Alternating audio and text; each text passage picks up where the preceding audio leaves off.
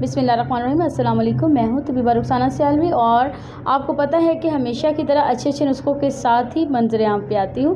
और मैं ये कहना चाहूँगी कि मैंने अभी तो वीडियो का स्टार्ट लिया ही है और मैं बता रही हूँ कि ये वीडियो लिकोरिया के मर्ज़ पे मुश्तमिल है। मैं डिस्कस करूँगी कि लिकोरिया के असबाब क्या हैं, वजूहात क्या हैं और जी इसका इलाज क्या है। अब बात यह है कि अगर किसी काम में बिज़ी हैं तो काइंडली काम थोड़ी देर के लिए छोड़कर मेरी वीडियो स्किप नहीं करनी है आप लोगों ने और इस काम की वीडियो को ज़रूर देखें। तो जब तक आप मेरी वीडियो को देखने के लिए रेडी हो रही हैं तब तक मैं उन तमाम लोगों का शुक्रिया अदा करती हूँ जो हमारे यूट्यूब चैनल के साथ जुड़ चुके हैं और मेरे साथ अच्छा ताउन कर रहे हैं। मुझे कमेंट्स में पता चल जाता है कि वो लोग इन नुस्खों को अच्छे से सराह रहे हैं। बहुत शुक्रिया जी आप सब लोगों का प्यार और मोहब्बत सर आँखों पर।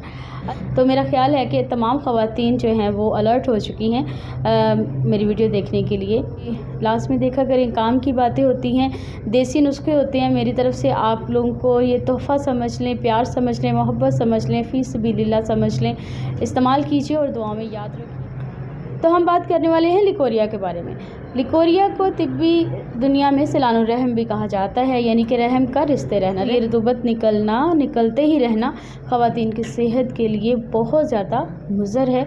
यहाँ तक कि उनकी हड्डियाँ खोखली हो जाती हैं, बुरबुरी हो जाती हैं। और तो अब जानते हैं कि लिकोरिया के कुछ जो असबाब हैं वो क्या है।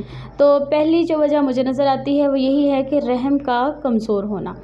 रहम की कमज़ोरी जो है वो बहुत ज़्यादा जमा करने से भी हो जाती है और नाक़िस खुराक खाने से भी हो जाती है। ज़्यादा बच्चे पैदा करने से भी रहम कमज़ोर हो जाता है। और जो ख़वातीन बहुत ज़्यादा कामकाज करती हैं लेकिन उनकी डाइट अच्छी नहीं होती, उनके अंदर भी यही कमज़ोरी वाक़या हो जाती है।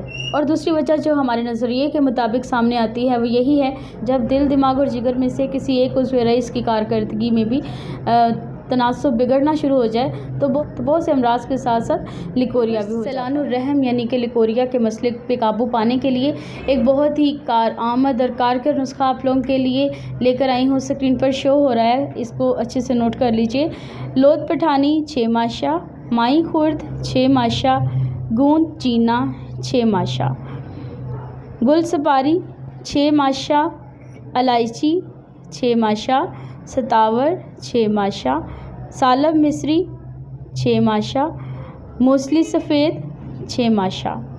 इन तमाम अज्जा को कूट छान कर एक जगह पर यकजा कर लें, यानी इकट्ठे जमा कर लें। तो इस दवा के हम वज़न जायके को अच्छा करने के लिए शक्कर या चीनी या फिर मिश्री मिलाई जा सकती है।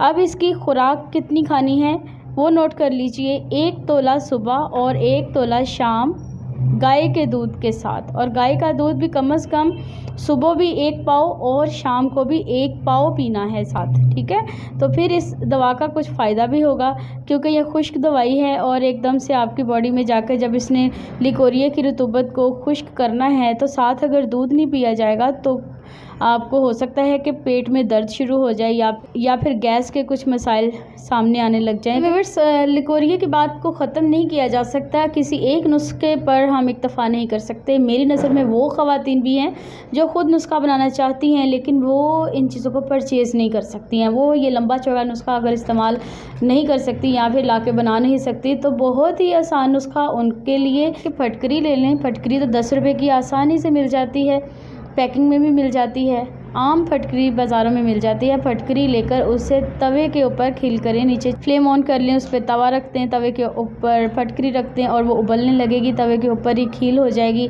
उसके खील होने की यानी कि भुन जाने की, अब उसे बरियाँ कहते हैं तिब्बी इस्तिलाह में। तो बरियाँ होने की पता क्या उसकी पहचान है कि जो फटकरी है जब आप चम्मच के साथ उसे पीसने की कोशिश करेंगे तो वो बिल्कुल आसानी से पिस जाएगी, उसके अंदर किसी किस्म का ज़र्रा या फिर कुछ गीलापन नहीं रहेगा, ठीक। तो उसे पीस लें और बस चुटकी चुटकी सुबह, दोपहर और शाम लस्सी के साथ, दूध की कच्ची लस्सी के साथ इस्तेमाल कर लिया करें। ये भी फ़ायदेमंद साबित होने वाली एक छोटी सी रेमेडी है। तीसरा नुस्खा भी बहुत आसान है, वो ये है जी काकड़ सिंगी ले लें। बाज़ार में पंसारियों से आम मिल जाती है। काकड़ सिंगी लेकर उसको पीस लें और पीसने के बाद उसका जायका कुछ बेहतर करने के लिए मिश्री मिलाना चाहें तो मिला लें। बस ये सिंगल रेमेडी है। और एक ही जुज़ से आप इस प्रॉब्लम को दूर कर सकती जा सकती है। रात के वक्त अगर देसी घी की चूरी साथ इस्तेमाल करेंगे तो ज़्यादा फ़ायदा होगा। दूध या घी साथ इस्तेमाल करने का मतलब ये होता है कि ये खुश्क दवाइयाँ होती हैं और आपकी बॉडी को अंदरूनी तौर पर ज़्यादा ही खुश्क ना कर दें। फिर ये होता है कि इस खुश्की को दूर करने के लिए कुछ गर्म दवाइयाँ खानी पड़ती है, फिर इस तरह जिस्म ठंडा गर्म होता रहता है और वो आराम आने की बजाय ज़्यादा नुकसान होने लगता है।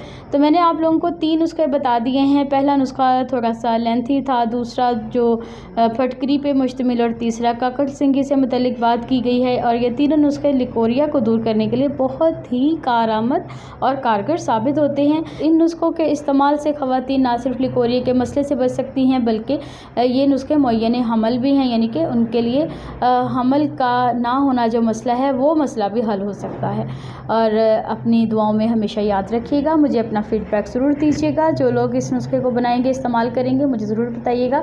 और मेरी ये आप लोगों से रिक्वेस्ट है कि इसको फ़ी सबिलिल्लाह आगे सदका जारिया ज़रूर कीजिएगा। ऐसी ख़वातीन जो घर के ख़र्चों से तंग हैं, परेशान हैं, वो अपना इलाज इस वजह से नहीं करवा सकती कि अपनी दवाई लेने जाएँ या फिर अपने बच्चों का ख़र्चा देखें या फिर घर के जो बिल आ जाते हैं या फिर बहुत बड़े बड़े मसले घर के होते हैं। आजकल के हालात ही ऐसी हैं, उन लोगों से सॉल्व नहीं हो पाते हैं। तो काइंडली ये नुस्खा उन तमाम ऐसे लोगों के लिए जो कि अपना इलाज नहीं करवा सकते, उनके लिए फ़ी सबिलिल्लाह मैं बता रही हूँ। वो ख़ुद भी बना सकते हैं और बनाकर दूसरों के साथ भी फ़ी सबिलिल्लाह शेयर कर सकते हैं। तो मैं आप लोगों से अब इजाज़त चाहती हूँ। मिलूँगी अपनी नेक्स्ट वीडियो में, तब तक के लिए इजाज़त दीजिए। अल्लाह हाफ़िज़।